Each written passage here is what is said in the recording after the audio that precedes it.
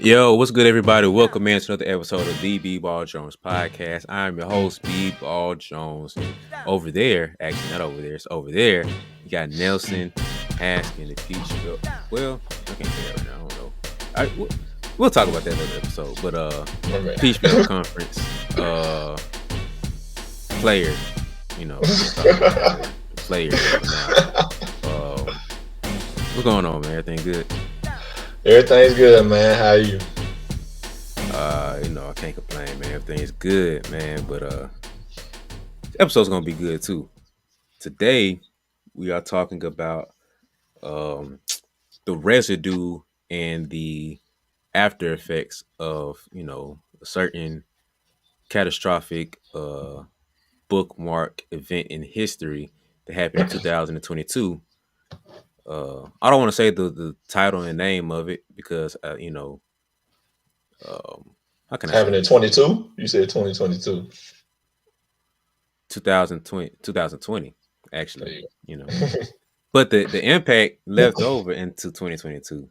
go. Yeah, There you go. I cleaned myself up with that one. But anyway, we all know what happened. That thing came and shut down the world around March. So we're talking about how that basically impacted college basketball, and what we saw is like the shift changing that happened after that, man. So let you kick it off, man. What is something that you've seen for you, like you lived through, you went through that whole process, man. So what were some of the lasting impacts from 2020 on to now? We talking about my life or we talking about basketball? Basketball for now, man. Just that's another oh, episode. oh, yeah. Okay, I was gonna say we've been talking about something different now. But uh basketball wise, COVID, I mean, to be real with you, it was the best of times and it was the worst of times. So don't get me wrong now. When that was going on for basketball, terrible time in basketball. I cannot lie to you. Terrible. We didn't play a basketball game until January. And who players in here know, especially if you played, you know how crazy that sounds because the season started in October. Mhm. So the season starts in October. You'll have some scrimmages and stuff against other teams, whatever. Then your regular season started in November. So usually we would have played a game of some sort against an opponent, at least. We would have played against another team in October. Because of the pandemic, we didn't see another team till January. We were scrimmaging against each other like every other week. We were scrimmaging, full on scrimmages. And we was doing conditioning and stuff from September until like November. So now the conditioning that went longer, and that ain't supposed to be like that neither because we supposed to be playing. Mhm. So we didn't lift the weights and conditioned our way all the way into like November when we supposed to be playing games. Can't get no games, can't play. We just scrimmaging each other.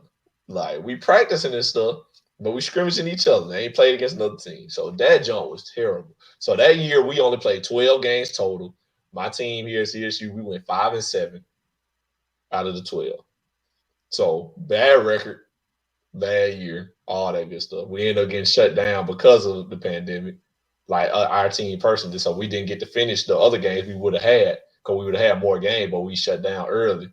And then the games we was going to miss because of that, had we won, we would have had a chance to go to the playoffs. But since we lost, we couldn't even go. We was like, we forfeit them games because we couldn't play. So them forfeits meant, all right, you was out of playoff contention. Like, all right, so the rest of the season is like null and void basically. So that was it. We was just like at the crib, like, dang, that's it. Like this is the end of the season. So yeah, so it was the worst of times. The best thing that came out of it was they gave us that year back. And that was, the agreement already before that even happened. Like before, like the COVID year even went on, they had already said, like, hey, this year don't count, basically.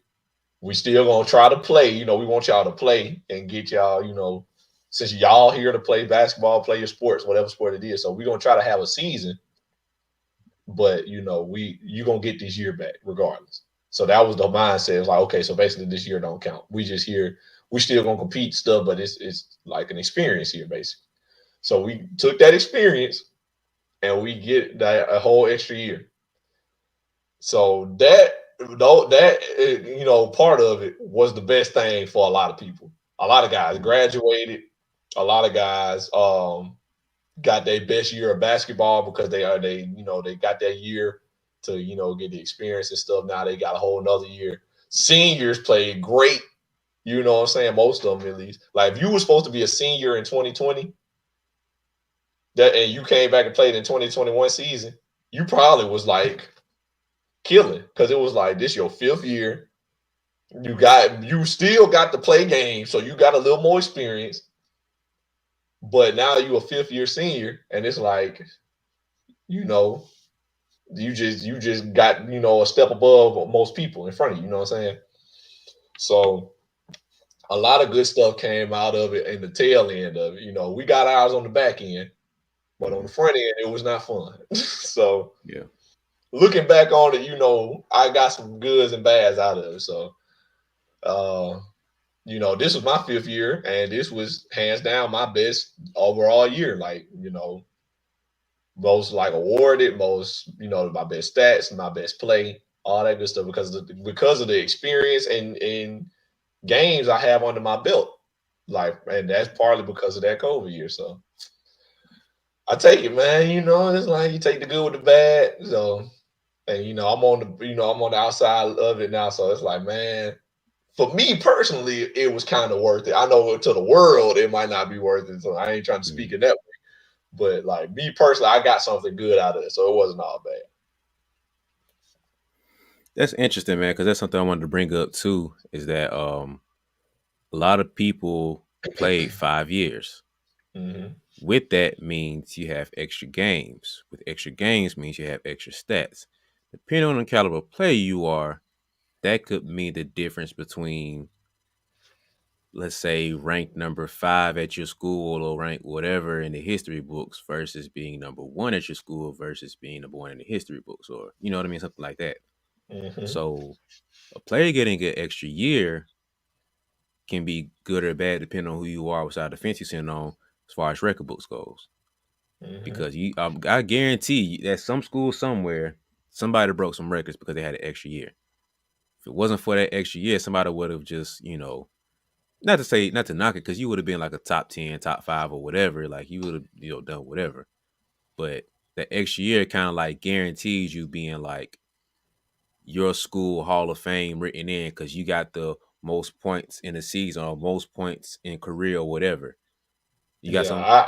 I got a perfect example of this.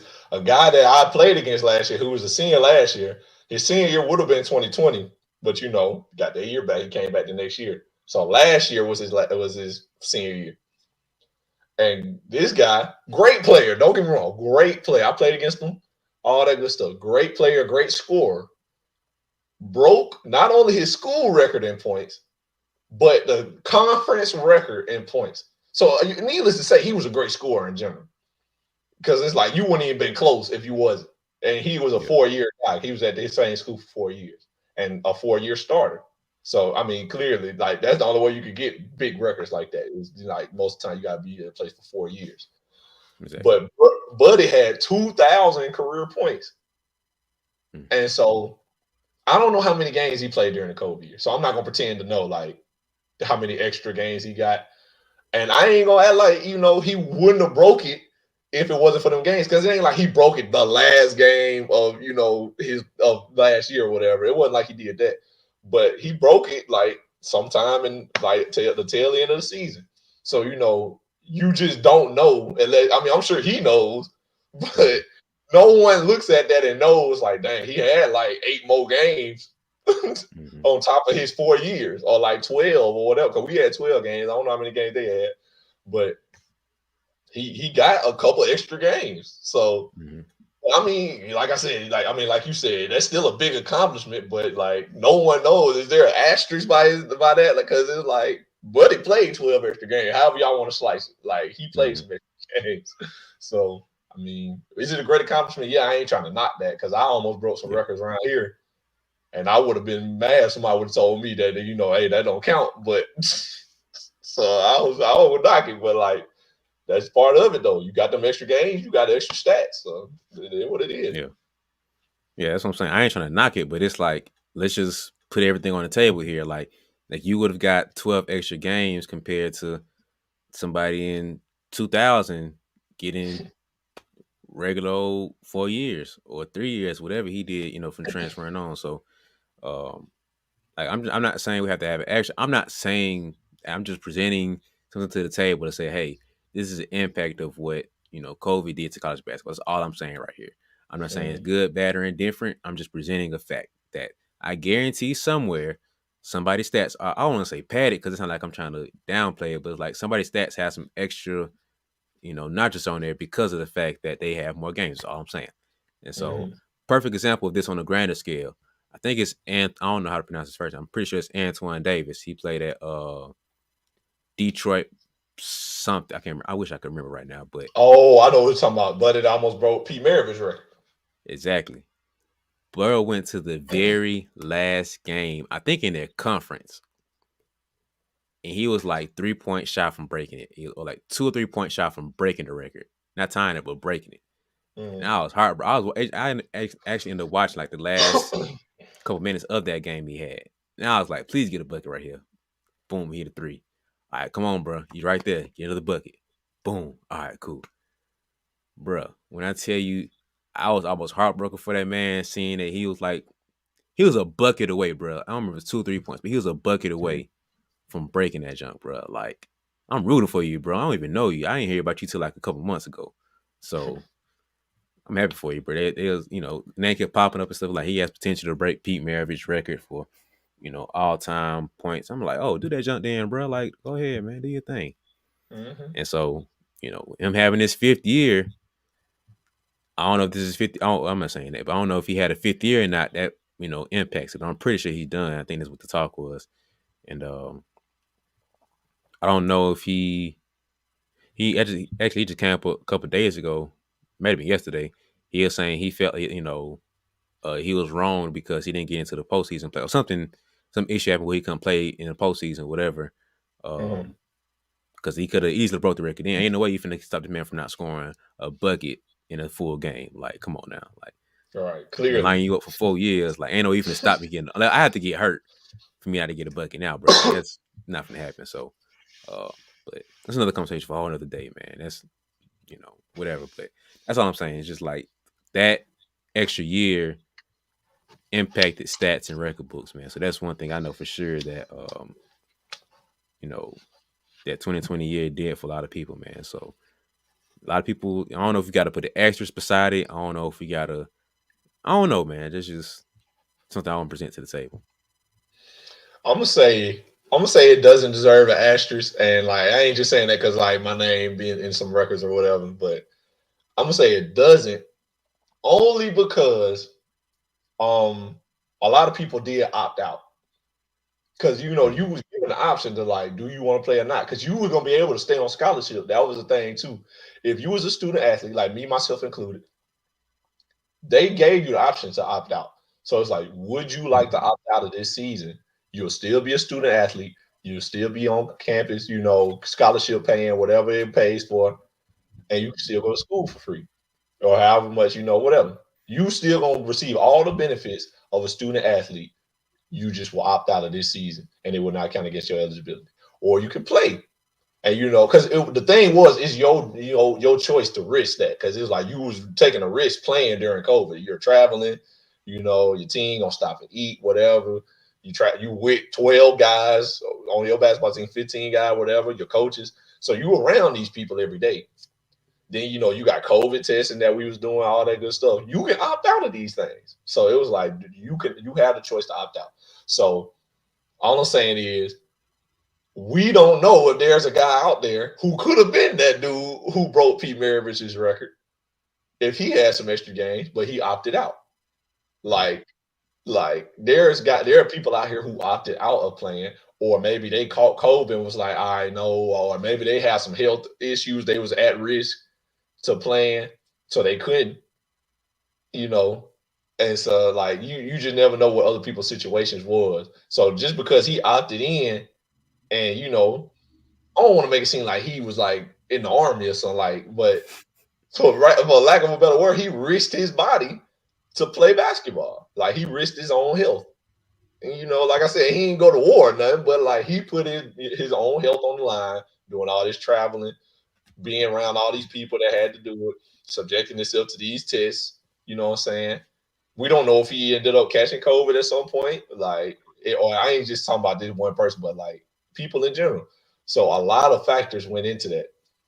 So I would say, nah, leave it as it is. Whatever records was broken this year or by anybody who got that extra year, because they're gonna be long lasting effects too, because it's gonna be somebody who was a sophomore when that happened, or a freshman. That might have, because we had some guys here that was their freshman year.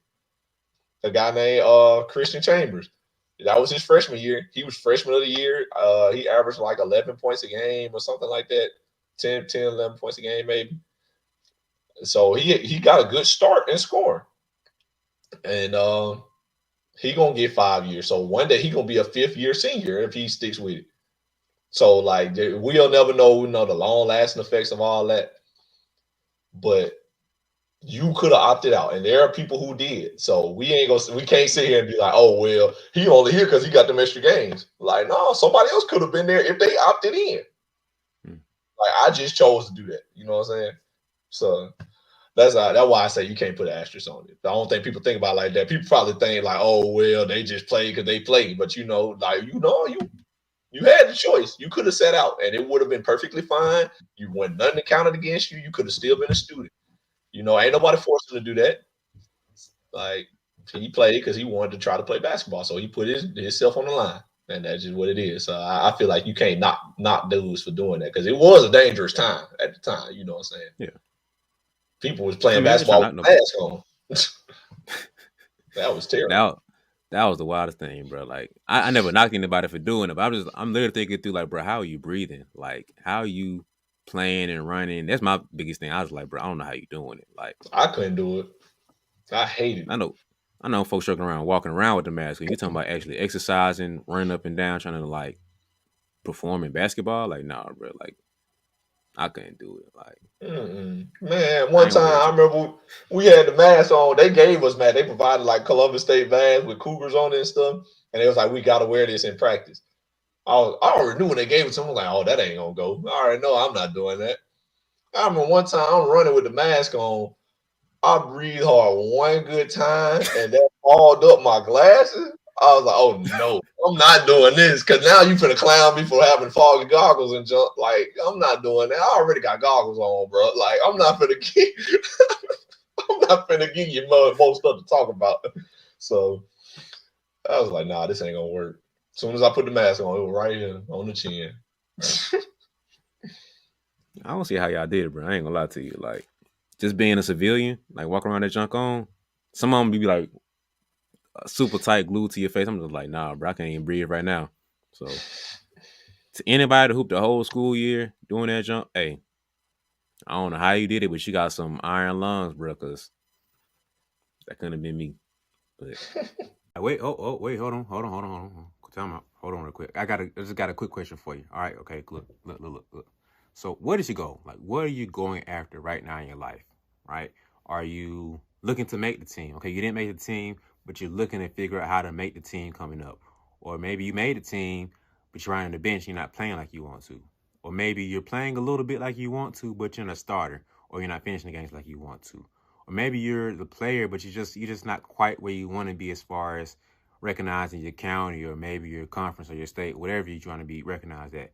Um, Whatever your goal is, I want you to forget about that. Like put it on the board or something, write it down in your phone and just put it somewhere and tuck it away.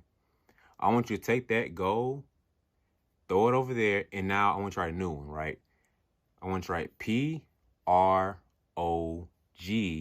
PROGRESS. Progress. I want you to make progress your goal. Okay? So take that big goal that you have now and take it, put it in your back pocket, and just figure out how to make progress and work towards that goal. Because sometimes we get so caught up on the goal of the end goal where we want to be that we don't keep working forward and working towards that goal like we should be. So every day I want you to wake up and figure out how to just make progress, how can I be better today than I was yesterday? It's been new tomorrow. The same exact thing. Figure out how can I be better today than I was yesterday. It doesn't matter how good you are or what you did yesterday. It's irrelevant. It doesn't matter. Your goal today is to make progress, be better than you was yesterday. And so just if you need a reminder about that, all I want you to do is to have a reminder. I want you to go ahead and get one of these hoodies. Or you get you a t-shirt. I got a couple options for you. So get you a hoodie or a t-shirt just to remind yourself, just to keep it as a memento to be like, man, today's goal is to make progress. My only goal is to make progress. Progress is the only goal. So if that fits you and you feel like you need to make progress to be your goal, go ahead and hit the link in the description below and invest into yourself. Invest into that reminder. Treat it like an alarm clock to remind you that you need to make progress. Make sure that you're focused and being intentional about the work that you have today. So progress is the only goal. Hit the description below to invest into yourself. It's not about me. Investing into yourself to remind yourself that progress is my goal for today. So that's enough for me, man. I hope I didn't interrupt you. Get back to the episode. That kind of goes to like the next one I want to say. Just the like you said, people putting their bodies on the line to, you know, I don't say risk, but put their bodies on the line to outperform playing basketball, man. I think that the physical and mental um impact that players had with their junk. Cause I'm pretty sure there's somebody who caught COVID that I was like, you know what, bro? I think I'm good on basketball. I don't think I want to play the sport no more, man. Like I done gave up however many years playing basketball, sacrifice weekends, whatever, and catching COVID make me take a step back, and I'm just like, let me focus on other things in my life. And I think there's some people who, I think it was Jason Tatum talked about he caught COVID like twice, once or twice, and he just like, I still ain't fully recovered from it. Like he started, excuse me, he before he caught COVID, perfectly fine, like average human health. After that jump, he had to walk around with an inhaler, bro. He couldn't like function the same in a way without an inhaler. So I'm like thinking about how many college players had to deal with that jump. How many players had some type of lung issue or breathing issue to like they're just gonna do it. How many players mentally were just like, I can't function right now because I'm too stressed out about COVID. I'm stressed out about family. I'm stressed out about whatever your situation was. Because some people got laid off, so you got the stress of dealing with finance, whatever the situation was. I'm pretty sure that a lot of people who had to deal with that part of it too. That stories have never been told, probably never will be told. I know what they stop pooping, and so I think that's another impact that not to get too serious, but that's something just that I feel like somebody out of the hundreds of thousands of students and athletes that you have in this God given green earth, somebody dealt with that. That was like, you know what? I'm done hooping. I'm done playing football. I'm done tennis, hockey, lacrosse, whatever sport that they got. I'm good, man. So I feel like the physical and mental impact of, that year is something that we have to consider too when it comes to talking about the impacts of COVID. Yeah, it's definitely a lot of unforeseen circumstances that people don't think about, especially being a college athlete. It's like everybody has some circumstances, you know what I'm saying? So that's why I ain't gonna knock nobody who took that year and like you was lucky enough to be healthy. You decided to put yourself in harm's way to say for to say the least, and you was willing to go out there and do all that in the midst of what was going on, and you was able to function. Some people were stressed, you know what I'm saying? You don't know, some people might have to go home, take care of their parents. Their parents might have Mm-hmm. got sick, all type of stuff. So, that's just one of them things. It's like, man, some people, it was lucky for some people weren't so lucky. And so I'm not finna knock him for being lucky. You know what I'm saying?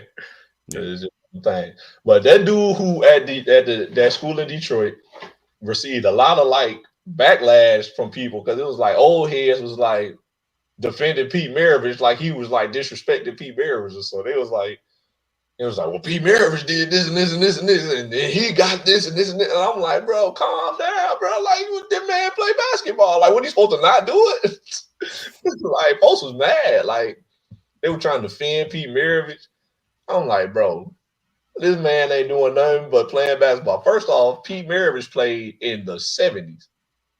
Well, I think he played college in the 60s. Mm-hmm. So that record has stood for a long time. And for this man to even get close, even if he got extra games, for him to get close, it's still crazy. That's a crazy accomplishment. And y'all like trying to diminish it because y'all Pete Maravich fans or something. Like what? Like y'all ain't seen most of y'all have not seen Pete Maravich play. Like I saw so many comments and stuff like that of people being like, "Well, Pete Maravich did this, or he got this, so of course he's scoring a lot of points." I'm like, "Okay, he the only one for to break the record. So what's the excuse?" You know what I'm saying? I don't know, man. I just ain't like that. I just had to throw that in there. I ain't like how people were trying to diminish what he was doing. Like they just die hard Pete Maravich. I ain't never heard nobody talk about Pete Maravich until now.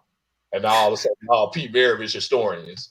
Like, come on, man. Like, what we talking about? That jump was just, it was making me mad. Like, this man, the only one we talking about breaking the record, and y'all act like he cheated or something. Mm-hmm. Like, it was crazy.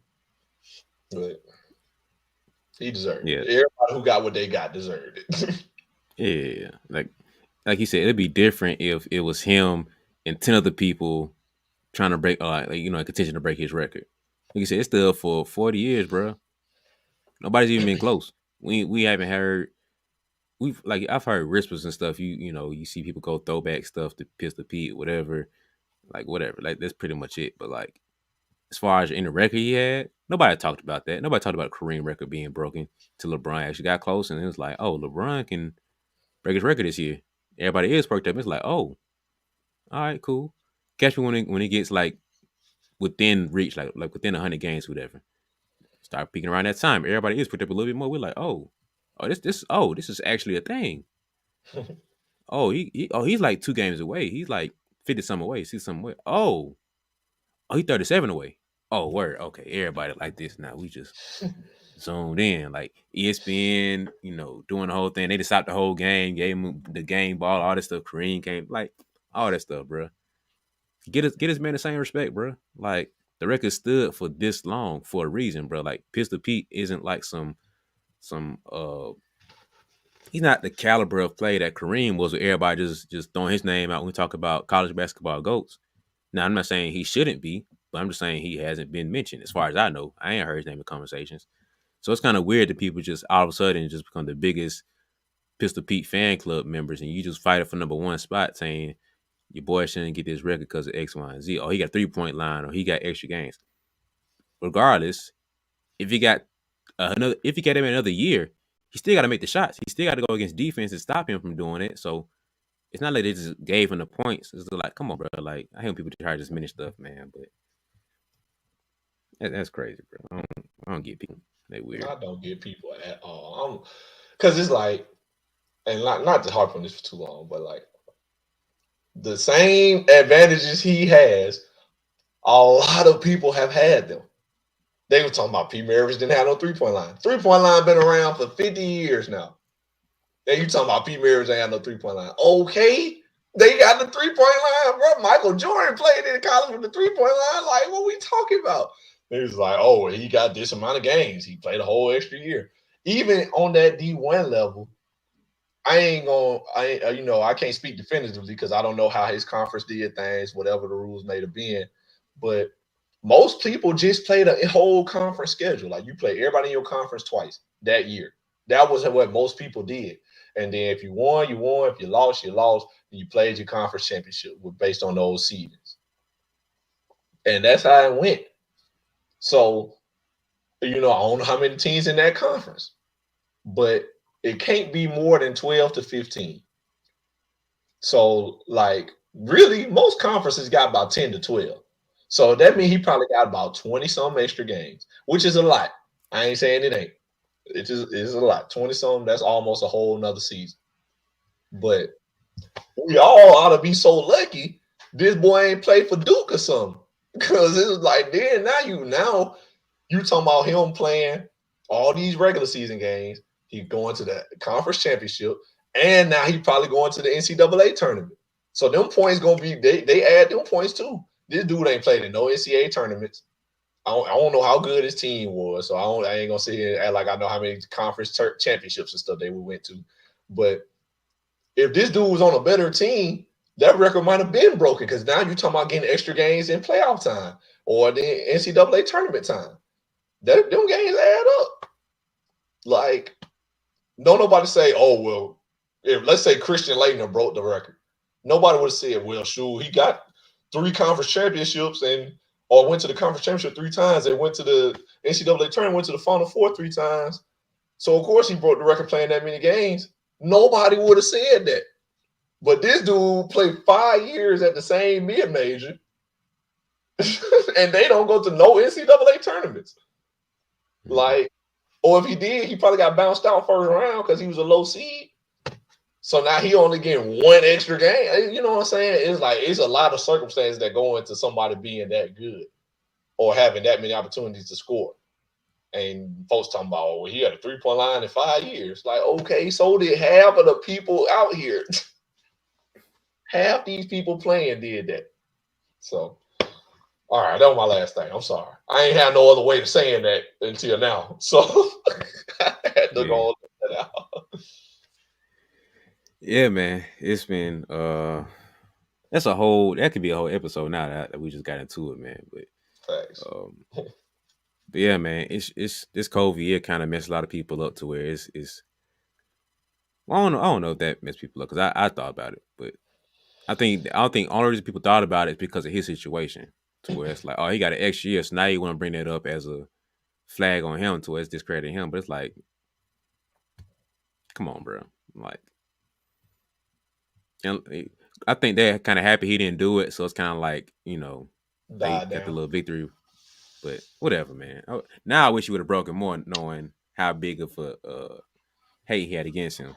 I wish he would have demolished that Thanks. record by 50 points now. But I swear I wanted him to because I was like, y'all gonna really be mad you break it.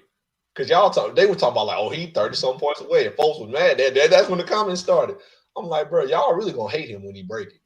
And then he was 3 points short. And then just like I said, they ain't going to no playoffs. He ain't get to play in the playoffs. So who knows how many extra games he could have had. Like, it's stupid. I don't know. yeah, man. We don't get off that, man, before we get all the Pistol Pete fans on us. But by the way, I'm a big Pistol Pete fan. I respect Pistol. Like, Man, his college career is unmatched. Like, his college career is crazy. But, like, when people started doing that, I just was like, long. yeah, like I think he might have the all. He got to have the average, like high scoring average. He dropped like 40 balls, bro. Like Yeah. he might be the one of the GOAT passers, if not the GOAT passer. Like he's up there for sure. Like it's stupid, man. But shout out to Pistol Pete. Shout out to Antoine Davis or how you pronounce his first name. I'm not exactly sure, but my guy in Detroit. So anyway, um, something else that I was thinking about when it came to the impact of this is money.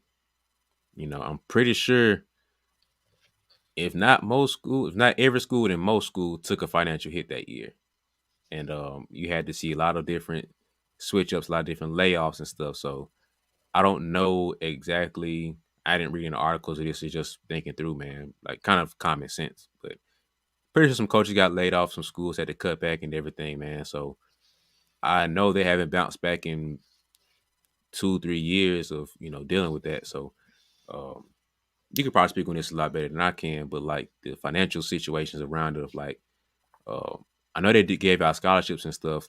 Like you said, kept scholarships for players and everything. But I don't know exactly how the schools have dealt with it or are planning to deal with it, because this ain't gonna be like a year or two fix of like, oh, we're just gonna lay off a couple people and bounce back, after this time. Because like you said, the same thing as fifth year being granted to somebody in their freshman year. Same thing as dealing with the money. Somebody getting laid off and cutting off or cutting down budgets to um, a 5 mil for the next 5 years. That ain't no easy just bounce back and pick that back up type of thing. You feel me? So I wonder how that's going to play out. That's just business mind thinking. How that's going to play out, long term, or the next 5 years or the next 10 years of like the money situation. So um, maybe that's the entrepreneurial business side of me kicking in, just thinking about the money part. But I think that's something to consider too when you think about overall college basketball. Because you think about before they couldn't have fans in. That's a lot of money gone, bro. That means the tickets, the concessions, the in-house stuff you would have had at the gift shop or whatever. All that was gone. I don't know how to recoup that money off of that. So um, I don't know, bro. Like, 'cause, the NBA took a hit with that. The NFL, all the pros took a hit with that too. So college basketball, I know they ain't hurting for money if they really wanted to. All these money given out for other stuff, but just something to consider throw out on the table. Yeah, that was a, a good financial hit. Like I remember we didn't have fans in our games. It was kind of a school by school decision thing. I don't know how it was on D1 level. I don't know if the NCAA decided or if it was a conference thing. But in our conference, like it was a school by school thing. Some people had like allowed a certain number and like they had certain seats covered up so you couldn't sit close to people and stuff like that. You know how that was. And then you had some schools that was like, but I ain't gonna lie, we played certain school. I ain't gonna name no names. I don't want no kind of issues. But we played a school during that year. I remember like it was yesterday. We played there. They got fans in here like it ain't nothing going on. Mm-hmm. Like it ain't packed. You know what I'm saying? It ain't full, but fans was in there though. And like they had a student section that was right next to the bench behind the goal. Like they had some bleachers behind the goal on our side, and that was their student section. And they was full in that student section. It was about 3 rows of bleachers all the way down, full. And I was like, oh no, like I was in here like, nah, this ain't it, bro. What's going on? I ain't never was that afraid of COVID, you know what I'm saying? At the time, like I was never like super like, health conscious. I was never like, oh, gotta have my mask to go in here, do this, do that. Like I never was one of them people. I wasn't super afraid of catching it, stuff like that. But that was one day I was like, Mm-hmm. like we might need to go get some masks. We might need to do something. Like we had masks on the bench. Now that I think about it, but that was the only time I might have worn it because I was like, you, a lot of people Mm-hmm. over there. But yeah, that jump was crazy. So it was just different everywhere. But it caused a good bit of financial hit. Obviously I don't know exactly how much, but and I don't want to sit on here and say my school business, but like it took a while for stuff got back regular. So um and then on the higher level, it was only hurting so much. The NCAA doesn't hurt for money like that, mostly because they still televise the games, so you still get money that way. But the lack of fans, the lack of concession sales, the lack of memorabilia sales, that hurts the schools. That hurt like the individual schools. And then mid majors ain't getting televised like that no way, so they was hurting too. Cause like a mid major school already don't, unless you got a good like school to city relationship type jump, you know what I'm saying? Like to where the people in your city really cheer for your school, you ain't gonna have a whole lot of fans neither. No way. So now you got COVID where you ain't got no fans. You them the kind of school that take the biggest financial hit, you know what I'm saying? Yeah. So it was real. It was like, man, some schools lost their programs, like smaller schools, like small JUCOs or NAIA, small D1. It's like, all right, well, we shut the program down. We already ain't have a whole lot of money. Now we ain't got no money, so Mm-hmm. they just shut the program down. Them kids got to transfer to other schools. That kind of stuff happens. So it was bad. Now it was bad for some people. Yeah, I can co-sign. Walking in different gyms and you like, bro, you walk in some gyms, it's like you think ain't no type of virus going on. It's ain't nobody wearing nothing. It's just like a regular day. You walk in some gyms, you can't sit. They had it so regulated, bro. Like you had ushers come, not ushers, but event staff, whatever, coming through and like, hey, this many seats apart. You gotta and the rows alternate and stuff to it. Like you really not close to anybody unless you walked in together with them. You ain't sitting close to nobody, bro. So it was just kind of weird to be, they had certain seats taped off and ducked off so you can't sit there and stuff, man. But from high school to college, bro, it was some gyms be super tight and regulated. You can't sit here, can't do this, can't do that. Some gyms, bro, you can't tell nothing going on. I ain't gonna call them names about a couple of high school games I went to. It's just like Oh, high school we was. ain't we gonna go too deep in high school, but that was the Wild West. Boy, I'm telling you. But high schools ain't no because so some high schools it's just bleachers. It ain't like chairs. All Yeah, they how much could they really separate it? You know what I'm saying? But then so they would end up just having like a population cap. It was like okay, we're gonna allow this many people. But mm-hmm. like if you only allowing like a quarter of the whatever the total population the gym or the whatever the gym can hold capacity is the word I'm looking for. If you're gonna hold like a quarter, if you're gonna take in the quarter of the capacity of the gym, just because you took in them people don't mean they ain't sitting together. So now it's Mm-hmm. still like a crowd here. You know what I'm saying? Like it was crazy. But the worst part about it for me personally was that CSU, Columbus was called a hot spot, meaning you know it was very prominent around here in Columbus at the time. So we weren't allowing no fans. Almost the entire 12 games we had. Out of the 12 games, I want to say half of them was at home. Like exactly 6 of them was at home. And we didn't have no fans for none but the last home game. And that we was allowed the fans we allowed the way they did it was everybody got 2 tickets. So everybody on the team got 2 tickets, and that was it. So basically we had double the number of people in here. So we had 15 players. We had 15 players. We was gonna have 30 fans. Plus the coaches, whoever they allowed in, whatever, they got to have people here. So my coach's wife, whatever. So like, and then you got the AD and them who just would be in there because they work in this building. So you Mm-hmm. talking about no more than 40 people. So that's how that went. But then we was going to other gyms and they was already doing that out the gate or allowing some people, players to invite 2 people, whatever, or allowing a certain capacity, and then separating the seats, something like that. All the other schools was doing that except us. So now it's like we play home games and it sounds like practice. All you hear is us talking and shoes squeaking. You know what I'm saying? But then you go to Yeah, other, somebody score and you hear a crowd cheering, and there ain't a lot of people, but it's some. It's more than what we was getting. So yeah, now we just I don't know. It was bad all around for us. It was like, man, it feel like we had home games and they ain't home games. Then we go on the road and they real road games. yep. So it just sucked. It was like, man, can we get something? And then they did that for the very last one. Granted, we didn't know it was gonna be the last one, but it ended up being the last one anyway. So we only had one game where people was in there, and there wasn't nobody but everybody, mamas and daddies, or brothers, or friends that they just let in. Because my family wasn't there. We stayed too far. I couldn't just be like, "Hey, mom, they gonna let people in." So Mm-hmm. pull up on Saturday. It didn't work like that. So I gave my tickets to my friends on campus. I gave Mm-hmm. them my 2 tickets away. So it was crazy, bro. It sucked. It sucked. It was terrible. Yeah, man.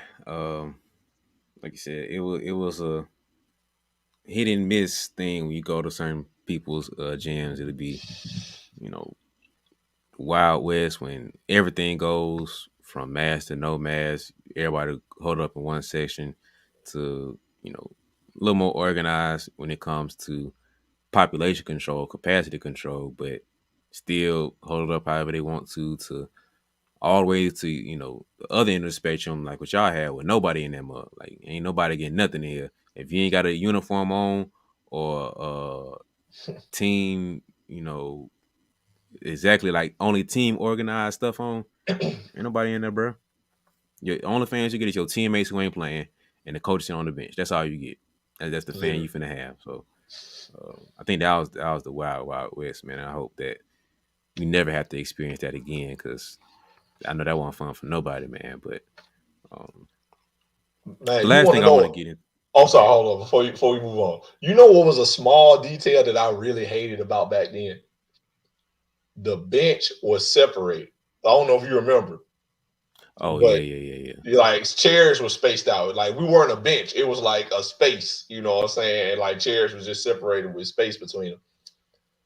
I didn't think so much about it at first, but I ended up hating that. Cause I was like, I'm so far away from my teammates. Like, on the bench, usually we shoulder to shoulder on the bench. It's a part of, it's a little, it's some camaraderie in that to where we sitting down and Mm, everybody like right here, shoulder to shoulder. Like I can see everybody, we all doing this, leaning back and forth, you know what I'm saying? yep. There's camaraderie in that brotherhood, you know what I'm saying? We all together sit, right here. During COVID, it was like I'm right here, my homeboy over there, and then he's sitting in front of me, and then somebody on this side.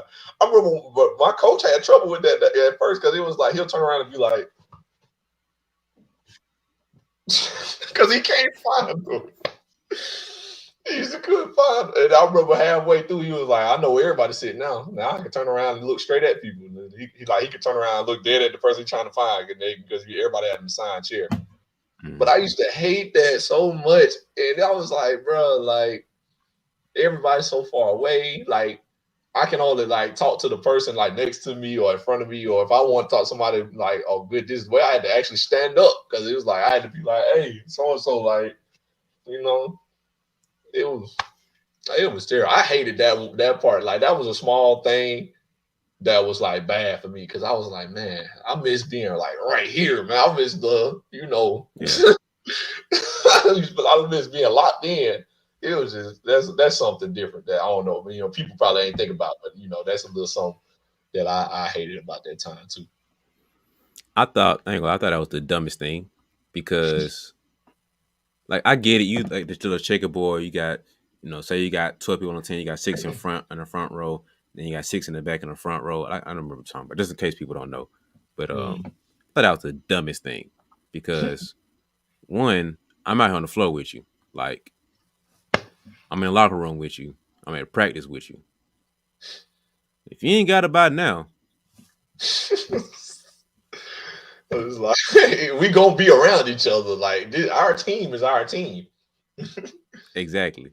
And if you want to say it's the other team, then we should be playing the game. If that's the case, if you that worried about it, like, because I'm sitting here, but I'm not gonna play basketball and like give you 6 feet because I don't want to. Like, no, bro, it's no, no, no. That's called bad defense. That's called sit on the bench because you ain't playing basketball. If that's the case, then why are we doing any of this, bro? Like, I thought that was the.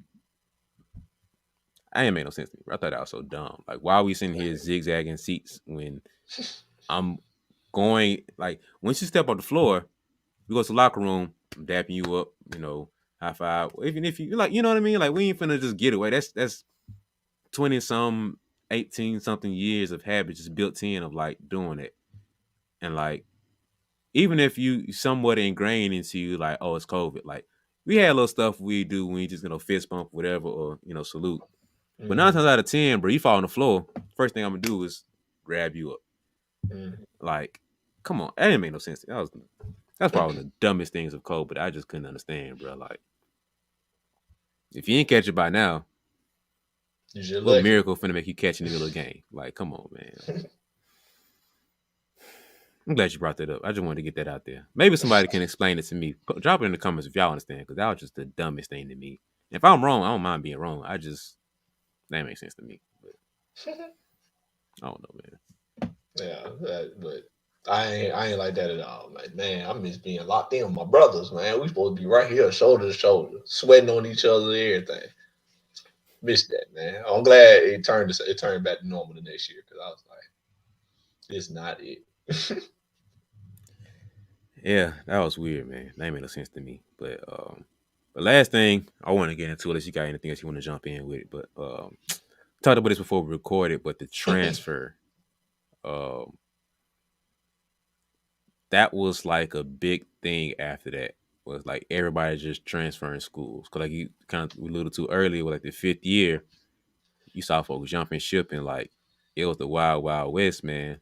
And there were some people who just, took that as an opportunity to say, "Oh, I'm out. I'm done. I'm done with this school. I'm done with this coach, whatever.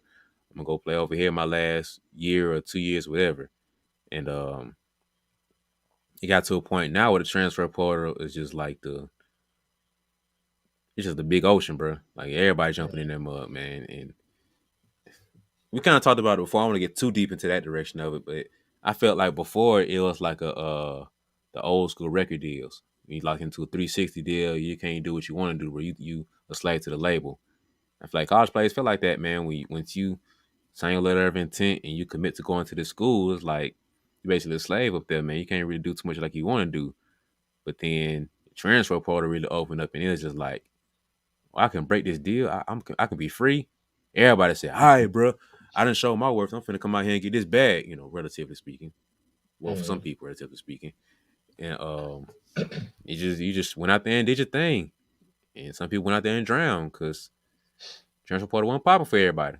Everybody wasn't that caliber of player to just go out there and get the thing. But I think that was another thing that that COVID year really did is just really change the game for the transfer portal. That now it's just like, oh my goodness, bro, like everybody transferring, like you said, like we kind of talked about before, it's NBA free agency or WNBA free agency, which is like everybody hopping out, man. So I think that's probably one of the not necessarily on court impacts, but like when it comes to more basketball related, it's just like that changed the game probably forever until they might have to regulate it again. But that's one of the probably the biggest impact I've seen besides the records and stuff. That I don't know, they can put that back in the box right now, man. It's just the transfer portal, but that might be the biggest impact that we've seen from college basketball as far as COVID goes.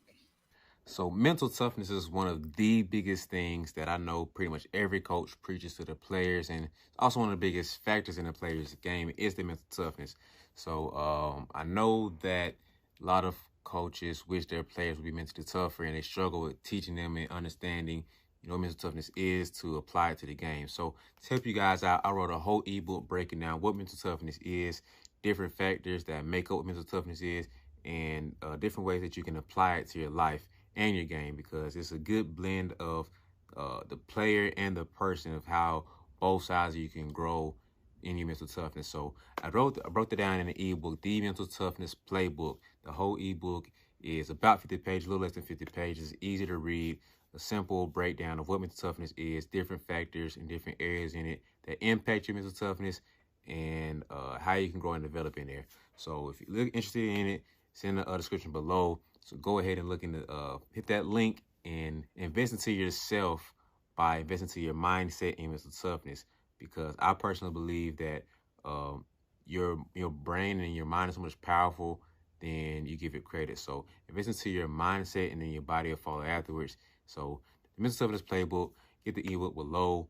If you tune into it, thank you. I appreciate it. If not, it's fine. Get back to the rest of the episode. See you later. Yeah, it definitely COVID definitely gave the boost to the transfer portal that we see now. Because it was like the transfer portal's been here since 2018, but people don't really realize that because it wasn't being utilized like it is now.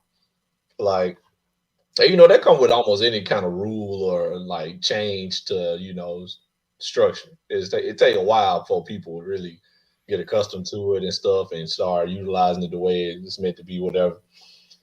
But COVID came, and speaking from his experience, I was in the midst of it.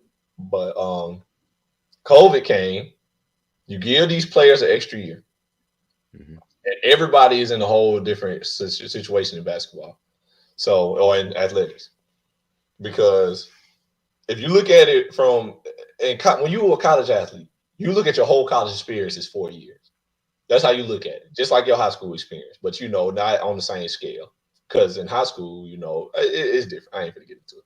But in college, you got 4 years, and it don't matter where you spend them, you got four. You're not getting no more. That's how it's looked at. Like that's how college athletes look at their college years. These are my four. If you a regular student, you don't look at college like that. You look at college as whatever, however long until you graduate. Mm-hmm. As an athlete, it's like, nah. Even if I don't graduate, if I do, that's great. If I don't, whatever, I got four. That's all I got. If you get hurt, you get your medical red shirt. You get that year back. If you a freshman and your red shirt at any point in time, whatever. Let's say you decide the red shirt, whatever year, you get that year back. All type of stuff. But you get four. You ain't getting no more than that in total when it comes to playing these games. So that's how we look at it.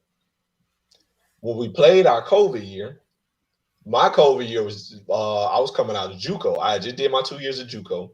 COVID came my sophomore year in JUCO, so I was done. So I had already finished my season in my JUCO year though. I had finished that year. So now this year coming up, I'm supposed to go to a 4-year school, and that's when I decided to come to Columbus State.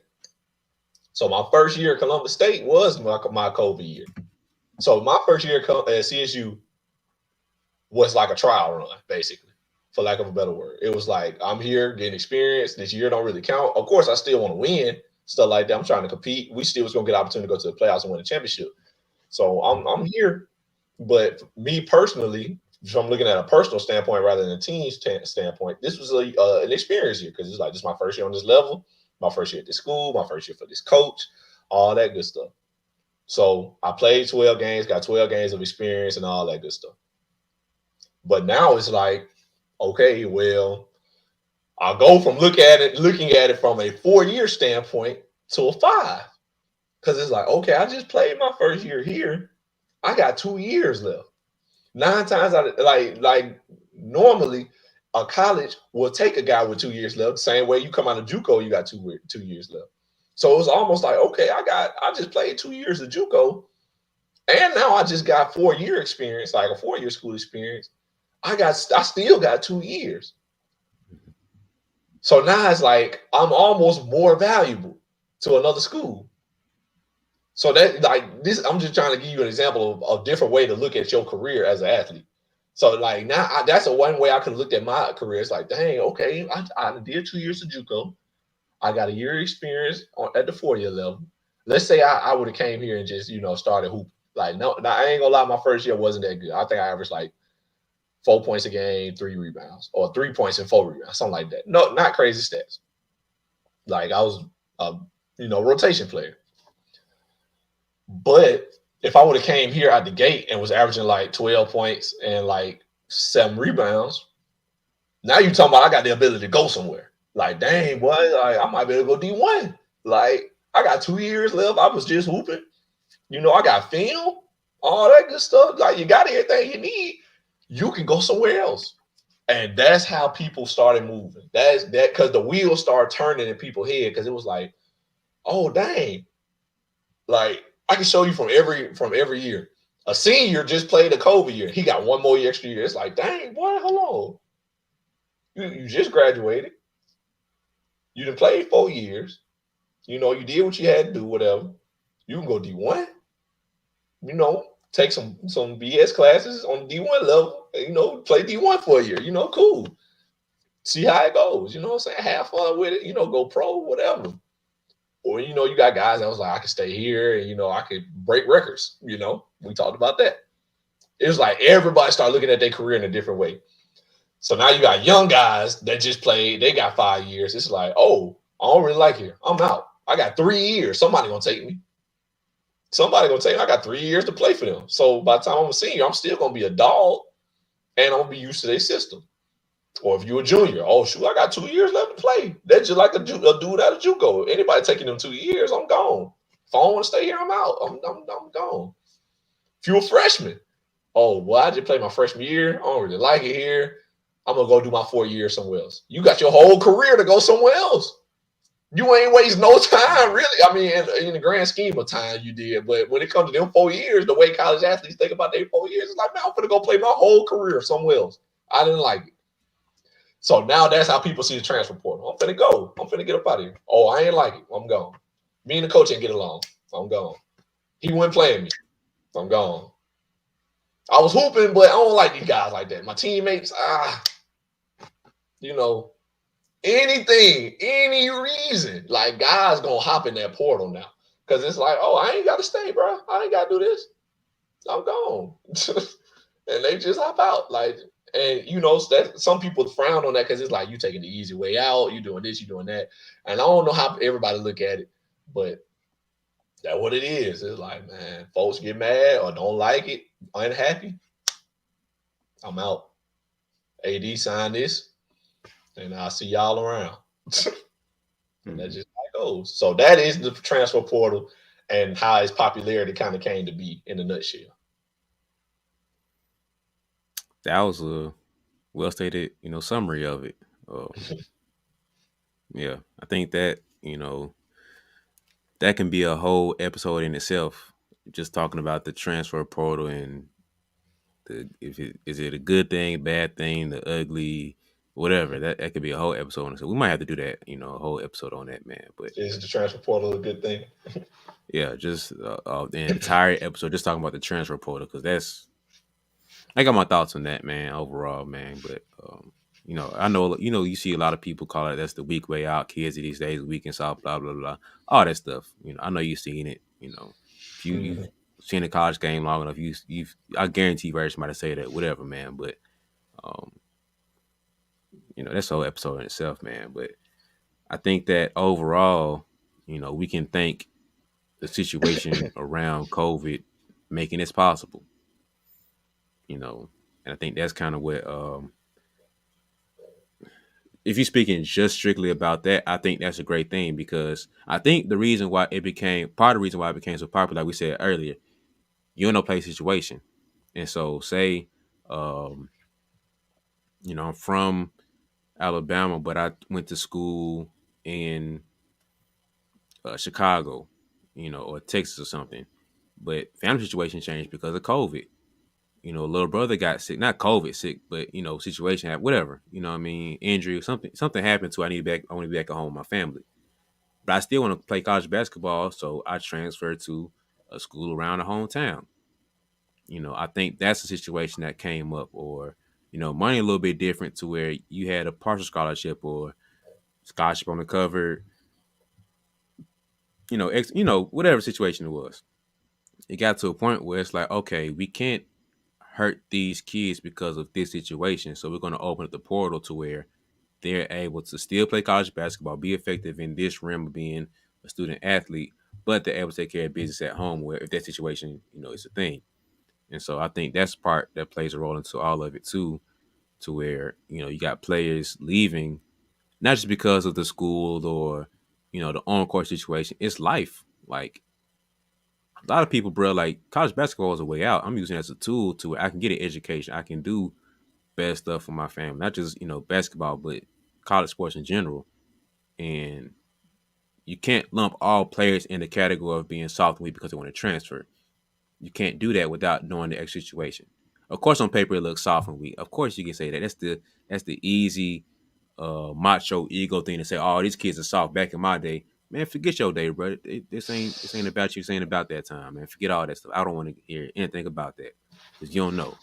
So this is one small scenario to where it's a beautiful thing because if my family's sick, my sister needs something, better believe I'm chopping heads out to make sure she good. So forget you talking about I'm soft weak because I want to transfer.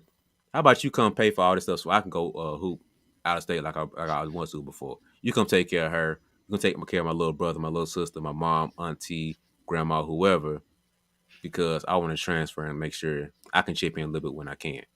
But that's just one small scenario, man, to where um, COVID and the transfer portal, it's not all bad.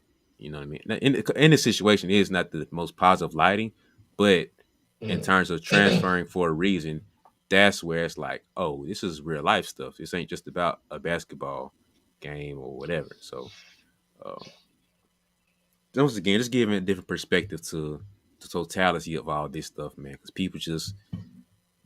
people take this game a little too far for me sometimes. Just like let's think bigger picture. Let's think about the entire circle, not just this one little corner that you fixated on, man. But the transfer portal has its good and its bad, but that's just one scenario I want to bring up as far as a needed thing for why transfer is uh, needed for some people. So that's all I got, man. Yeah, it definitely was needed for some people because, like you said, in the past, before the transfer portal, what it was intentionally made to fix was, like you said, like coaches had all the power when it came to transferring. You had to get your coach to sign off on you leaving, and so therefore, if he didn't want you to leave for whatever reason, and I don't want to make it seem like coaches was just bad people because everybody ain't do that, but like coaches had the power to be like, no, I'm not signing this. Like you're staying. They had the power to do that. And then now you cannot legally play for somebody else right now. So now you talking about you got to sit out and stuff like that. And in the past, if you transfer, you did have to sit out for a year a lot of times. Mm-hmm. depending on your circumstances. So that's kind of where the transfer portal was supposed to help, because it was like, okay, now everybody's just gonna put their name in this portal. Basically, we say the transfer portal, but it's a website. Everybody's gonna put their name in the website. It's on the website, and then that allows people to look at you, see who you are, where you come from. They can look you up. You can have your contact information on there, all that good stuff. And now you can go wherever. So the transfer portal helps people leave seamlessly. You know what I'm saying?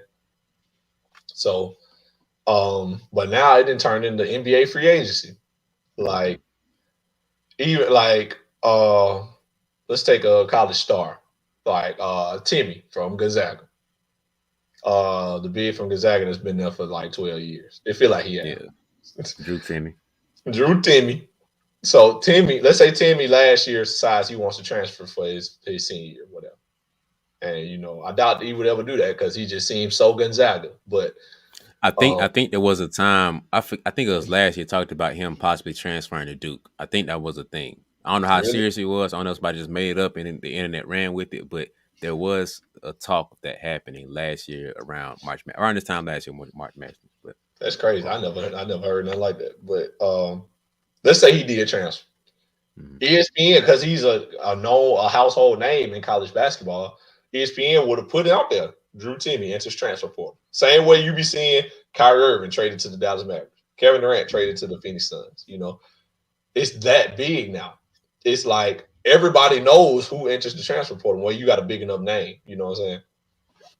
And and on the dark side of it is like it's guys that enter the transfer portal that ain't nobody really checking for. You know what I'm saying? Mhm.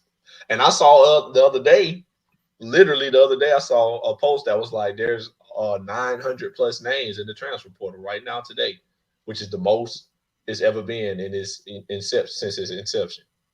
So it's like 900 college athletes are in the transfer portal. That's not just in basketball. That's in all sports though. Mhm. Before I don't want you to think like basketball players just jumping ship. It ain't all basketball players, but 900 athletes are in the portal. Almost 1,000 people are searching for their next school. Mhm. And some people know where they want to go already, and some people jump in and just hope for the best. You know what I'm saying? Because they just want to leave this school. And then now you got to market yourself the same way you did kind of out of high school or whatever. When you're trying to get scholarships, when you're trying to get offers. Now you kind of doing that again. If you ain't just a player that everybody looking for, now you got to hit other coaches up like, hey coach, this is my film, whatever, my transcripts. I'm trying to find another place to play, whatever. So now you doing that. So there's a good and bad to it. And like all things, it can be good if you use it the right way. Mhm. So if you weren't happy where you at, all that good stuff. I ain't gonna never tell nobody not to transfer schools if you weren't happy. Because I know people, like we said, it's a kind of a negative connotation on it. If you want to play somewhere else, you should play. Like you should go somewhere else if you weren't happy. But like I said, everything like has a way. Like you need to use it the right way. Don't just be like, oh, my coach yelled at me. And it was like, man, who you talking to? I get up out of here. You know what I'm saying? I don't my name in the transport right now, bro. Like, nah, bro, don't do that. Use it the right way. Use it to try to go to a place where you can find what you want out of your school and out of your college experience. Because, like, I'm not gonna lie, I know a lot of guys, multiple guys, that got their full 5 years of college basketball, did them at 5 different places. You know, been on multiple levels, and people look at that, they frown on that. Like, they coaches see that as a red flag. Because why have you been to so many schools? Mhm. Because eventually, it's not the schools, it's you. You were Mhm. the common denominator of jumping ship. You know what I'm saying? It's cool to go from one school to another. It's like, oh man, the coach had a set of differences. We went working out inside the league. Okay, you leave again. Okay, well, I wasn't playing a lot here. Oh, okay, cool. You leave to another school. My teammates, I got in some trouble. I'm just looking for a fresh start. Okay, now you got a fifth year because of COVID, whatever COVID year that was for you, whenever you end up playing your COVID year. So now you got a fifth year, you leave again. Well, I'm looking for somewhere to graduate. Like, man, coaches start to look at that like, okay, you're the problem. You're the Mhm. common denominator here. Clearly, you can't be pleased. and you willing to leave and go wherever you want to go to, find whatever happiness you're looking for. So coaches look at that bad. That's all. I just want to throw that in there for guys that's like, think they could just jump. It's like, man, I ain't saying you can't leave, but I'm saying people do frown upon that. Like, that's a red flag to a coach that's trying to pick, that might potentially pick you up if you would jump ship or been in different schools every year of your college career. That's a red flag. You know what I'm saying? So don't think, oh, well, there's no repercussions for going to a different school, going to different schools. There's some. So I just say, be careful with it, man. Use it the right way. Like, use it to find what you want in a school. Don't just be like, oh, well, I'll just play here for a year and then I'll go to a different level. Like, man, it's a way to use it. You know what I'm saying? That's all. And don't mess around how them coaches know each other. And you Because that be happening. yeah, just because we across town or across country, different conferences, whatever, don't mess around and be like, "Hey, coach, what happened with such and such, man? He played as a school 2 years ago. Little Billy Joe, man, he was da da da da da da," and it's like, "Oh, word, he told me this, that, and the third. He told me this happened. Oh, word, no, this happened for real." And he got in a fight, and then grades, and then me and him got into it because he was late and da da da da. Oh, okay, yeah, we just reviewed your transfer portal admission, and we denied that jump, bro. You can try somebody that's down the street. Like, nah, man. So, That's real, though. Because coaches oh be yeah, knowing that. Coaches so interconnected because, like, coaches be everywhere. Everywhere. Like, you never know where coaches have been in their whole career, especially you got an old coach, 50, 60 years old. He might have been at 10 different schools, and then all them schools had assistants, and all them assistants head coaches now. So now it's yep, like, you never know who coaches know. They'll be like, oh, you played for my boy Greg over there at such and such state. Yeah, I played for Greg. Oh, mm-hmm, okay. I want to give Greg a call. Oh, no, no, no, no, no, no. You don't want to do that. You don't want to do that. No, I'm going to call Greg now. yep, Greg, what's up? What's you and so and so? Oh yep, man, terrible kid. Had all types of problems with him, man. Couldn't get him to go to class, couldn't get him to do no work. This and that. Oh, I appreciate it, man. He up in my office now, trying to get a scholarship. But thank you. I appreciate it. Click. Yeah, so we gonna go a different direction, man. Promise yep, you that's gonna be. yep. Promise you. So don't take it lightly now. You think you just jump shit like it's the NBA, bro. You're not gonna get a contract. That's not how it Mm-hmm. goes. So Yeah, man. So that's nice little fair warning for some players out there. Thinking the transfer portal sweet, you just hop and go. But that's like I said, that's gonna be another episode, but we're gonna have to because mhm. there's a lot going into that one, man. But as far as it goes with you know, the virus and connections to college basketball, man, that's all I got, man. Unless you got anything else you wanna throw out here for the people. I'll just throw out my last little tidbit. It's I would encourage players to not run from the grind. Okay, because we talked a good bit about it. Like we mentioned it. It's like the transporter has a negative connotation to it of like kids being soft and jumping ship when things get hard. This and that. And to an extent, people do that. I'm not gonna act like that doesn't happen. It's not everybody's case, but some people do that. So I would encourage you to not be that person. Do not. I would encourage you to not run from the grind. So like, if you in high school listening to this, or you play for any level of college, all that good stuff, whether it be JUCO, NAIA, D2, D3, D1, whatever level you on, I would encourage you not to run from the grind that you're looking at. Now, am I saying everything is a grind and you should just sit there and be unhappy and your coach, you don't get along with your coach or your teammates or you don't like the school, people ain't treating you right? No, that's not the grind. Not being treated fairly, not being treated right, that is not part of the grind. You don't have to withstand all that. But what I am saying is, if you a freshman or a sophomore and it's an upperclassman in front of you, I would not encourage you to just say, oh, well, if I ain't gonna play here, I'll play somewhere else. I would encourage you not to do that because you never know how good the situation will be when you the upper class. You know what I'm saying? Your coach has a plan 9 times out of 10 for you. If you were the player you think you are, just take this as opportunity to get better and improve and earn what is yours. You know what I'm saying? And so as this comes out, I'm sure we will have had So plenty of interviews with people in them scenarios that you can reference to. Please go back and check out some of the interviews with guys who played college sports and the now pros and stuff like that. They all got stories like that of you know they struggles in college athletics and whatnot. Everybody ain't gonna be a superstar at whatever school they at, and that's okay. I would just encourage you to run your race, run the race that is in front of you, and make the best out of your situations. And if that calls for you to lead, then lead. If you at a D2 or D, whatever in AI, and you got opportunity to advance, maybe go D1, I'm not saying don't do that. That's great. Advancing in life is great. I'm saying don't run from the grind of working for what is yours, working for what you want, working to be in the position you want to be, because them type of things pay off. And it'll feel better that way than it did if you just left and went somewhere else. And now you getting the minutes or whatever you wanted, but the team may not be as good as you wanted it to be, or things like that. You might not be winning, things like that. So value the right things when it comes to this kind of stuff, and just don't take it for granted.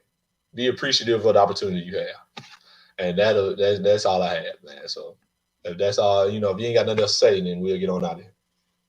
Yeah, it's actually what happened with Josh Sharkey when I interviewed him. He talked about how his experience at Sanford was like, first couple of years he weren't really playing a lot, and he was considering transferring, but had somebody like, nah, bro, just stay in the grind, do your thing, put in the work. Come to find out, that boy finished his college career with some records for the school. He ended up being leading the NCAA, not leading, but like top 3 in assists. Or at some point in time, he was leading in assists and steals. Like he was like top 5 in like assists and steals at some point in the nation. Like Mm.